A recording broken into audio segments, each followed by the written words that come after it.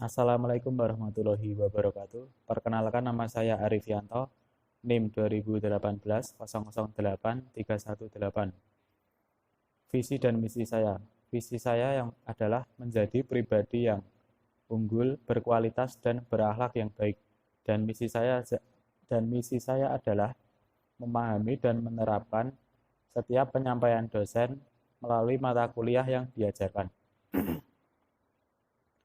Mata kuliah Psikologi Industri, dosen pengampu Dr. Samsul Hadi, Sarjana Ekonomi, Magister Manajemen, Prodi Manajemen, Fakultas Ekonomi, Universitas Sarjana Wiyata, Taman Siswa.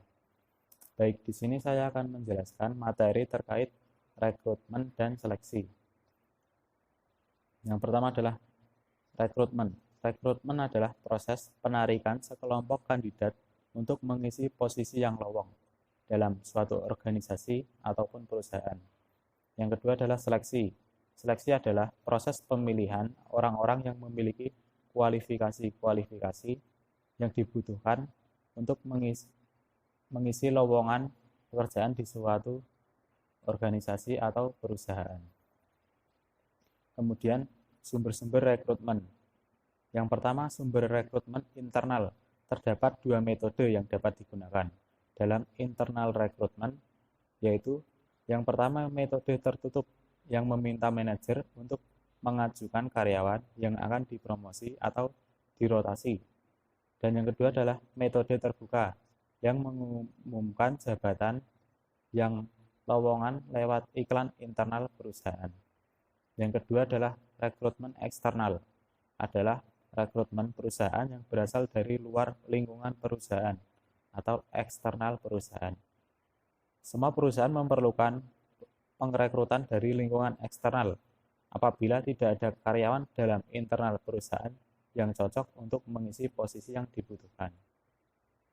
Selanjutnya adalah pentingnya seleksi bagi perusahaan. Jadi seleksi dapat membantu pemimpin dalam menentukan karyawan yang baik yang dapat berkinerja sesuai dengan tujuan perusahaan, membantu menemukan karyawan dengan karakter serta moral dan attitude yang baik, sehingga dapat mendukung perusahaan serta mendukung nilai-nilai kerjasama dalam organisasi. Selanjutnya adalah metode seleksi yang efektif bagi perusahaan. Menurut Malayu Hasibuan tahun 2002, yang pertama adalah metode non-ilmiah, yaitu seleksi yang dilakukan di mana dasar pemilihannya tidak didasarkan kepada kriteria atau standar ataupun spesifikasi jabatan, tetapi hanya berdasarkan kepada perkiraan pengalaman.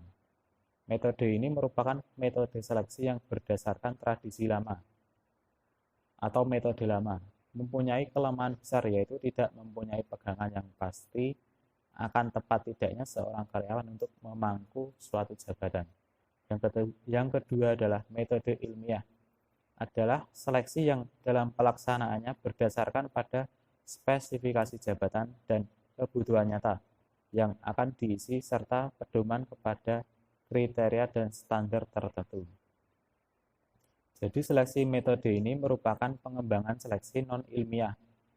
Dalam metode ilmiah berdasarkan ilmu pengetahuan, diadakan tes kepada calon karyawan, yang mana nilai dan hasil tes tersebut sangat berpengaruh terhadap pengambilan keputusan apakah karyawan tersebut diterima atau ditolak. Selanjutnya adalah prosedur seleksi yang lazim diadakan adalah sebagai berikut.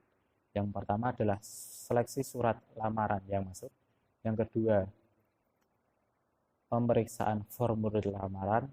Yang ketiga, pemeriksaan referensi. Yang keempat, wawancara pendahuluan. Yang kelima, tes-tes pemeriksaan tes psikologi.